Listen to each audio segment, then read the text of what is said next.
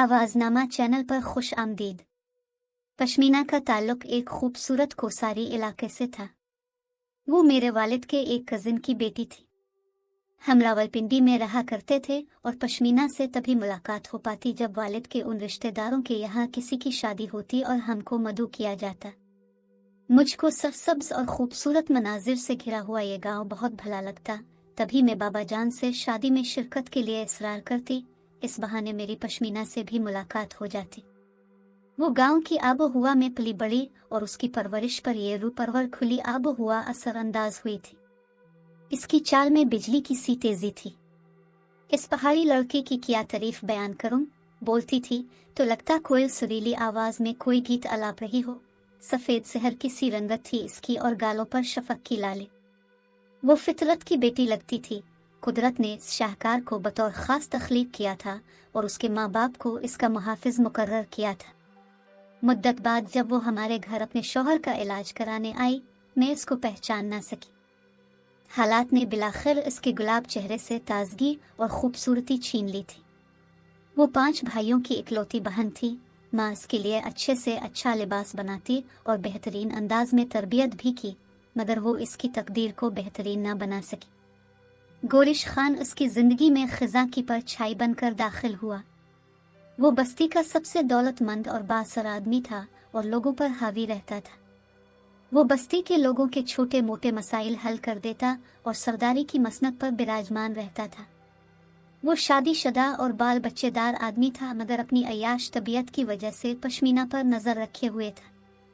जब वो 14 बरस की हो गई और रिवाज के मुताबिक उसकी शादी बारे सलाह मशवरे होने लगे तो गोरिश ने इसके वालिद से पश्मीना का हाथ मांग लिया, लेकिन बाप और भाई इसे सौकनों के जहन्नम में झोंकने को रजामंद न हुए और उन्होंने गोरिश खान को साफ इनकार कर दिया।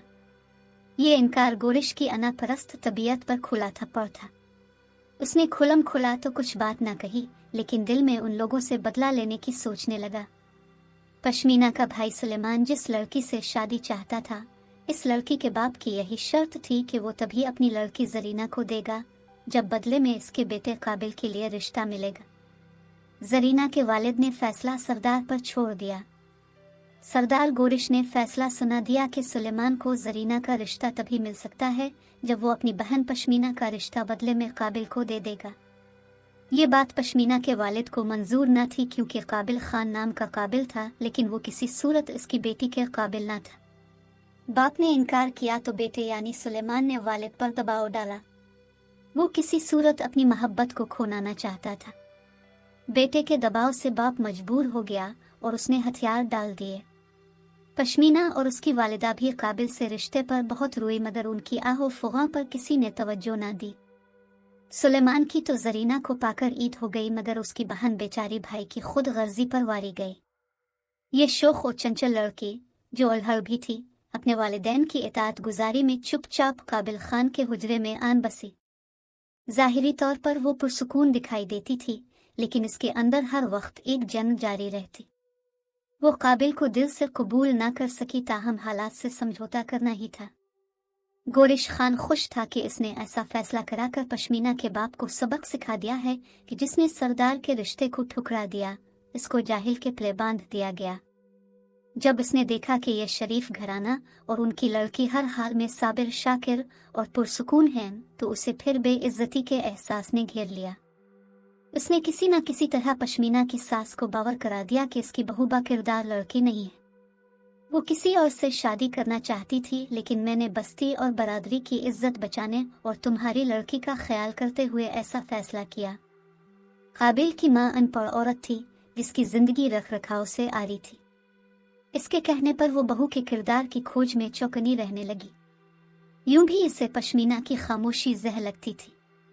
वो सोचती थी कि यह लड़की काबिल की बीवी बनकर खुश नहीं है, हर वक्त चुप चुप और संजीदा रहती है, सो जरूर दाल में कुछ काला ही होगा। कुदरत भी शायद इन दिनों पश्मीना पर नामेहरबान हो गई थी, क्योंकि सास के शक को यकीन में बदलने का मौका बहुत जल्द मिल गया। एक दिन इसकी बहू दरख्त से खूबानियां तोड़ कर ला रही थी कि नाले के पास पड़े पत्थरों में पांव रखने से अपना तवाज़ुन बरकरार न रख सकी। इत्तेफाक से पास ही एक शख्स मूसा खान मवेशियों के लिए घास इकट्ठी कर रहा था। उसने जो पश्मीना को गिरते देखा दौड़ कर आया।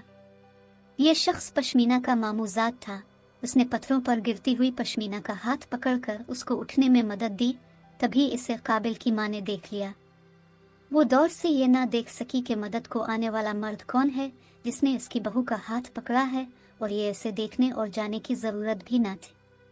फिर तो जैसे पश्मीना के लिए घर एक जहन्नम बन गया। सास से बात बात पर ताने देने लगी। जो लड़की कभी माँ बाप की एक झिड़क तक सुनने की आदी न थी, सास इस पर हाथ उठाने लगी। उसने फिर भी उफ न की, चुपचाप जिंदगी के अजाब सहती रही, क्योंकि अब इसका मनसब और बढ़ गया था। वो माँ बनने वाली थी, उनकी बातें सुननी और बर्दाश्त करना थी। एक रोज सास इसको चूल्हा जलाने वाली लकड़ी से मार रही थी कि इसकी माँ आ गई। इसने बेटी को छुड़ाया और ऐसे सुलूक की वजह पूछी। भला वो क्या बताती?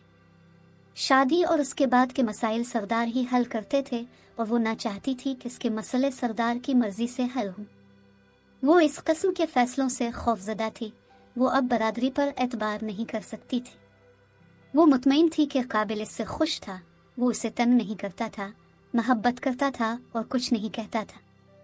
बेटे की पैदाइश पर तो वो इससे और भी ज्यादा मोहब्बत करने लगा था। सास को बेटे का बहू की तरफ ये झुकाव अच्छा नहीं लगा। तभी इसने काबिल के कान भरने शुरू कर दिए। वो था तो जरा कम अक्ल, माँ की बातों से भड़क जाता तो बीवी को मारने लगता, मगर बाद में उसको शदीद दुख होता। यूं उसकी जहनी हालत दिन ब दिन खराब होने लगी। गुस्से और दुख के मिले जले असरात ने इसके कमजोर जहन पर दबाव डाला। वो उसे बर्दाश्त न कर सका और नफ्सियाती मरीज बन गया। काबिल की माँ गोरिश खान को घरेलू खलफिशार से गाहे गाहे आगाह करती और मशवरे लेती थी। सरदार साहिब को अच्छा मौका हाथ लगा। वो पश्मीना की शख्सियत को तो ना तोड़ सका, उसने काबिल के कच्चे जहन को मुट्ठी में लेना शुरू कर दिया। अब वो बातों बातों में बस्ती वालों से कहता था कि काबिल पहले सिर्फ भूला था, अब शुकूक और शुबहात ने पागल कर दिया है। बस्ती के लोग भी इसके साथ मिल गए और काबिल को पागल कहने लगे।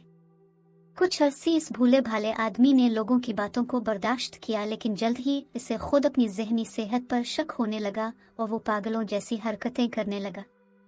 अब वो 3 दिन तक खाना न खाता और गाहे गाहे इस पर जुनूनी कैफियत के दौरे पड़ने लगे। इसके बाद इसकी पहचानने की हिस्स खत्म हो गई। इस वक्त तक पश्मीना 3 बच्चों की अम्मा बन चुकी थी। काबिल ही तो उसकी उम्मीद था, ये उम्मीद भी खत्म होने लगी।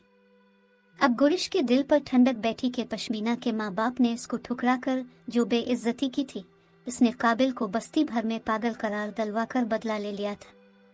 जब बेटा पागलों की सी हरकतें करने लगा तो काबिल की माँ की अक्ल ठिकाने आई कि ये मैंने क्या कर दिया। वो फकीरों के चक्कर में पड़ गई।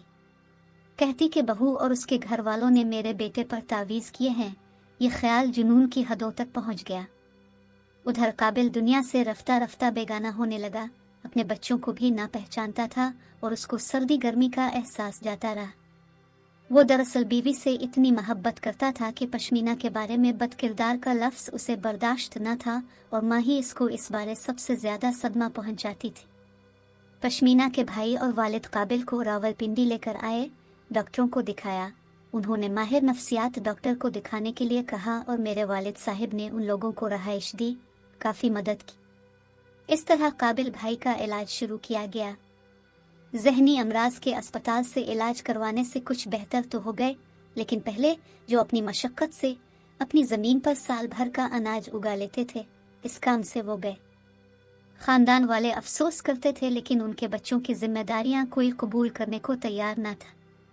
बहरहाल पश्मीना के बाबा अपने दामाद, बेटी और बच्चों को वापस बस्ती ले गए और सास से अलग इसको 2 कमरों का घर लेकर दिया, जहां वो अपने शौहर और बच्चों के साथ रहने लगी। काबिल अब कमाने के काबिल ना रहा था। हर वक्त खुदा जाने किस बारे और क्या सोचता रहता था, और बेचारी पश्मीना मेहनत मशक्क़त करके घर चलाने पर मजबूर थी। जब तक बाप जिंदा रहा, भाई भी इसका हाल पूछ लेते थे। वालिद के बाद इससे कोई पूछने वाला भी ना रहा। भाई अपनी दुनिया में मगन और वो गम की दुनिया में तनहा जिंदगी की गाड़ी घसीटती थी। वो मैट्रिक पास थी, मगर छोटे से गांव में भला उसे कौन सी नौकरी मिल सकती थी। अब वही सास इसकी मिन्नत करती थी, मुझे माफ कर दो, मुझको पहचानना थी। अब अक्ल आई है, जब बेटे को हाथ से गनवा दिया है।